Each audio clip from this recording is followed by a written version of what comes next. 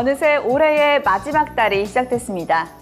되돌아보면 아쉬운 것도 많은 한 해이지만 어떻게 시작했느냐보다 어떻게 끝내느냐가 더욱 중요하다고 합니다. 한 해를 돌아보고 아름답게 마무리하는 한 달 되길 바라며 서울소모병원 12월 뉴스 시작합니다. 서울소모병원이 한국서비스 품질지수 평가에서 5년 연속으로 종합병원 부문 1위에 선정됐습니다. 서울소모병원은 환자 중심 가치 확산을 목표로 환자 경험 관리와 고객 중심의 서비스 품질 향상을 위해 노력했으며 가톨릭 영성에 기반한 정서적, 영적 돌봄의 차별화된 의료 서비스를 제공해 높은 평가를 받았습니다. 서울소모병원이 오지현 프로골퍼를 홍보대사로 재위촉했습니다. 이번 위촉식에는 김용식 병원장과 이호섭 영성부원장 신부를 비롯한 주요 보직자들이 참석했는데요. 그동안 우리가 홍보대사 하시면서 잔잔하게 도와주시고 그런 거에 대해서 정말 우리 교직원이 정말 감사를 드립니다. 특히 어려운 시기에 사진 한 장이라도 따뜻한 걸 보내줌으로써 환자들도 그렇고 교직원들도 굉장히 많이 정말 감사하고 있거든요. 네, 안녕하세요. 오지연 프로입니다. 올해도 이렇게 다시 재위촉돼서 너무나 감사하고 또 재위촉된 만큼 더 좋은 모습 많이 보여드리도록 노력하겠습니다. 감사합니다. 오지연 선수는 겸손과 열정, 성실성, 스포츠 정신을 갖췄으며 생명 존중의 가톨릭 영성과 신뢰를 최고의 가치로 추구하는 서울소모병원의 이미지와 잘 맞기에 홍보대사로 재위촉됐는데요. 서울소모병원 홍보대사로서 오지연 선수가 펼쳐나갈 활발한 활동을 기대하겠습니다.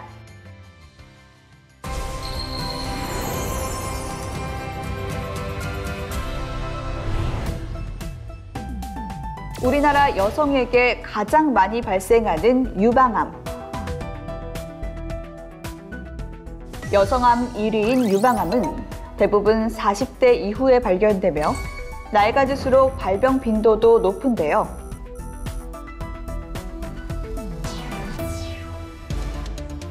유방암 환자에게 암 치료의 고통보다 견디기 힘든 건 수술로 가슴이 없어졌다는 상실감과 우울감입니다.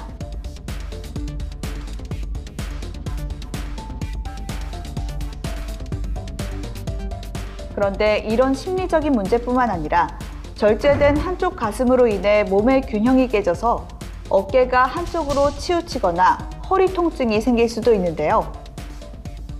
그렇기 때문에 많은 환자분들이 선택하는 것이 유방 재건입니다. 유방 재건 수술은 유방암 수술 후 치료와 회복기에 심리적인 안정감과 신체 균형을 유지하게 해주어 암을 이겨내고 일상생활로 돌아가는데 중요한 역할을 해주는 꼭 필요한 수술입니다. 유방 재건술의 방법은 크게 두 가지로 자가 조직을 이용하는 유방 재건술과 고형물을 이용하는 유방 재건술로 나뉘어집니다. 유방 재건술은 종양을 없애는 유방 절제 수술과 동시에 시행할 수 있고 유방 절제 수술 후에 시기를 정해서 따로 시행할 수도 있습니다. 자가 조직을 이용한 유방 재건 수술은 하복부 피부와 피하 지방을 이용하는 방법과 등 쪽에 광배근과 피부를 이용하는 방법이 가장 많이 시행되고 있습니다. 하복부의 조직을 이용하는 방법은 다시 세분되는데요. 저는 복직근을 모두 남겨두고 혈관만 떼는 천공지 유리피판을 하고 있습니다. 이 수술법은 유방 재건술 중 난이도가 가장 높습니다. 떼어낸 조직의 동맥과 정맥 혈관을 가슴의 동맥과 혈관에 각각 이어줍니다. 이러한 미세혈관 문합술은 우리 몸의 조직을 다른 조직에 이식할 때 2mm의 볼펜심 굵기의 가는 혈관을 다른 혈관에 이어주는 고난이도 수술입니다. 유방을 재건할 때 미세한 혈관까지 완벽하게 이어주어야 이식한 조직이 제대로 자리 잡을 수 있기 때문입니다. 서울성모병원은 외과와 동시에 수술을 진행해서 수술 시간을 획기적으로 단축했고요. 성공률도 높습니다. 자가 조직을 이용한 유방 재건은 촉감도 모양도 좋고 그 부작용도 적습니다. 유방 재건의 방법은 유방 재건술의 방법과 환자의 체형, 선호도에 따라 면밀한 상담을 거쳐 결정되는데요. 뱃살이나 등살이 충분하지 않아 자가 조직을 이용하기 어렵거나 환자분이 신체 다른 곳에 추가적인 흉터를 원하지 않는 경우 조직 확장기와 유방 보형물로 가슴을 복원할 수 있는데요. 유방 보형물을 이용하면 자가 조직보다 수술이 간단하고 다른 신체 부위에 흉터가 남지 않아서 현재 70% 정도의 환자분들이 시행을 받고 있습니다. 하지만 유방 보형물은 영구적이지 않고 몸 안의 이물질이기 때문에 여러 가지 문제가 발생할 가능성이 있는 것도 사실입니다.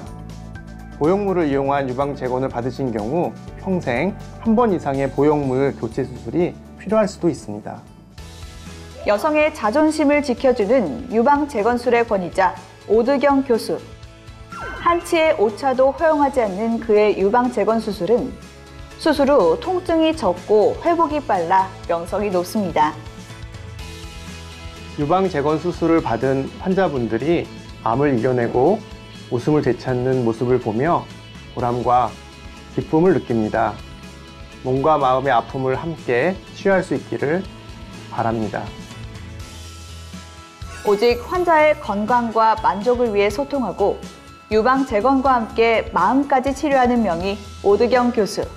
유방 재건술은 상실된 가슴을 복원할 뿐만 아니라 유방암 수술 이후 삶의 질을 개선하는 치료라고 믿는 그는 오늘도 환자가 잃어버린 자신감을 되찾을 수 있도록 치료에 마음과 정성을 다하고 있습니다.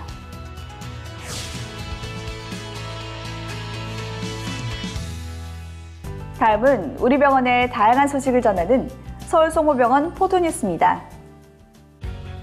서울송모병원 암병원장 윤순규 교수와 내분비내과 이승환 교수가 염분과 당분 조절을 필요로 하는 환우를 비롯해 일반 고객들에게 도움을 주고자 홈케어식 도시락인 닥터의 도시락의 새로운 식단을 개발했습니다. 직업환경의학과 강모열 교수팀이 52시간 이상 장시간 근로를 하는 임금 노동자가 주 평균 1시간 추가 근로할 경우 신사구체 여과율이 낮아진다는 연구 결과를 발표했습니다. 서울송모병원이 주관하고 현대차 정몽구재단이 주최하는 성모 온드림 청소년 100일장이 개최됐습니다.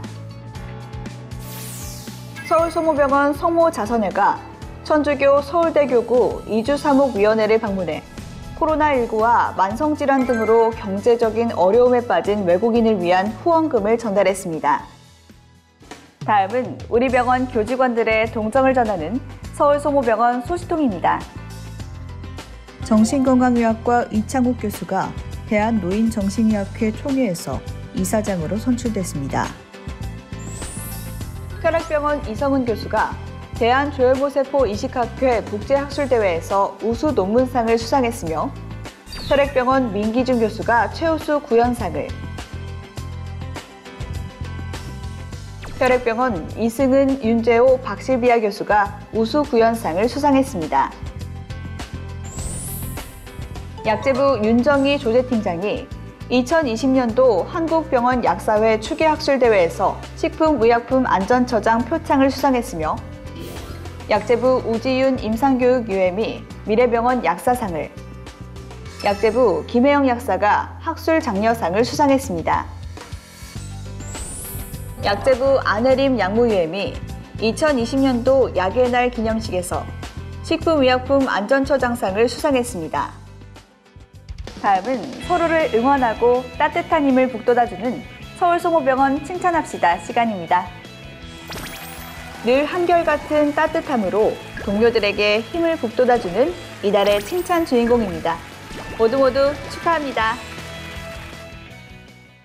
아기 예수님의 탄생을 기다리는 대림 시기입니다. 다시 오실 예수님을 깨어 기다리는 희망의 대림과 기쁜 성탄 되시길 바라며 내년에는 더 좋은 소식으로 찾아뵙겠습니다. 고맙습니다.